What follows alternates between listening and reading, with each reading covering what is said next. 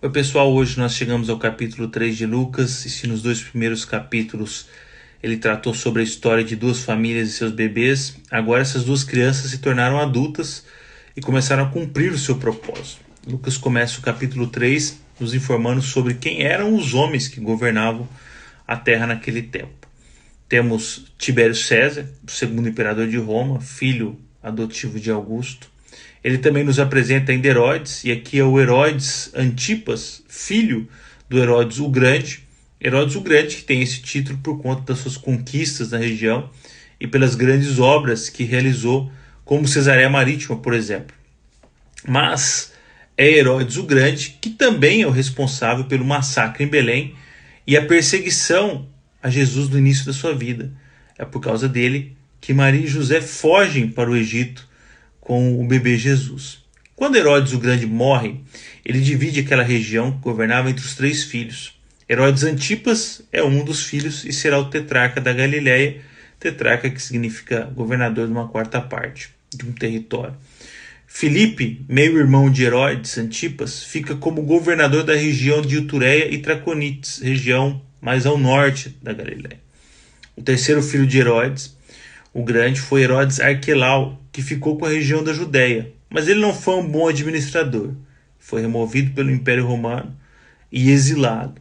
O Império passou a enviar governantes para a região conturbada até que um dia chegou o quinto governante, chamado Pôncio Pilatos.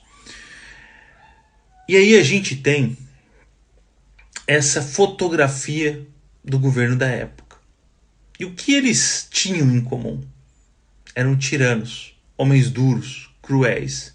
E é sobre o governo deles que Jesus será crucificado. E ninguém bonzinho, legal, crucifica pessoas, não é mesmo? Mas a descrição de Lucas não para aí. Ele também vai falar dos homens que detinham o poder religioso da época. Lucas diz que Anás e Caifás exerciam a função de sumos sacerdotes. Mas o normal era que houvesse um sumo sacerdote. Mas Lucas cita dois. Naquele tempo, quem determinava quem iria ser o sumo sacerdote era Roma. Anás havia sido sumo sacerdote, mas depois de ser removido, indicou seu filho, que também foi removido posteriormente. E então é o seu genro que assume, também pela sua indicação. E Anás vai ver ainda outros filhos assumirem esse posto. Será que era um líder religioso alinhado, com influência no governo? Mas durante o ministério de Jesus, o sumo sacerdote que sentava na cadeira era Caifás, o genro de Anás. E o sumo sacerdote liderava mais de 7.000 sacerdotes, mais de 9.000 levitas. Presidiu o sinédrio, que reunia a aristocracia judaica e tinha as finanças do templo em suas mãos, assim como todo o negócio paralelo de venda de animais para sacrifícios em volta do templo. Era uma pessoa importante, influente na época. E essa é a liderança religiosa do tempo de Jesus.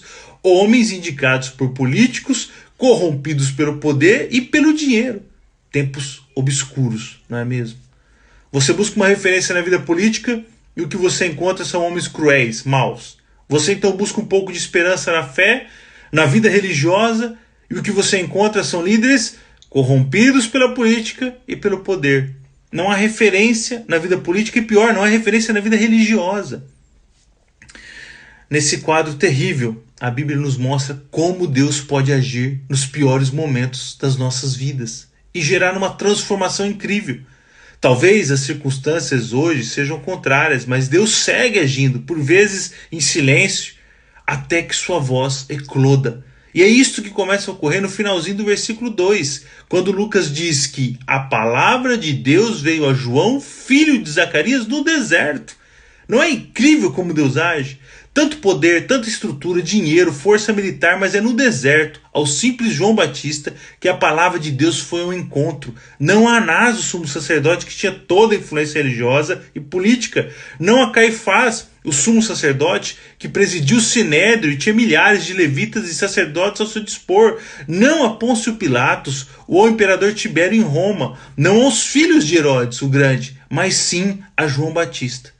Por vezes, ficamos chateados pela forma que os líderes, aqueles que deveriam nos representar, agem. Mas não podemos esquecer que Deus segue falando ao coração dos seus filhos e filhas. Não importa o lugar nem o seu status social. O que Deus procura é um coração disponível para ouvir a sua voz. Que Deus te abençoe nessa semana e que o teu coração esteja disponível para ouvir a voz dele. Um forte abraço e até amanhã.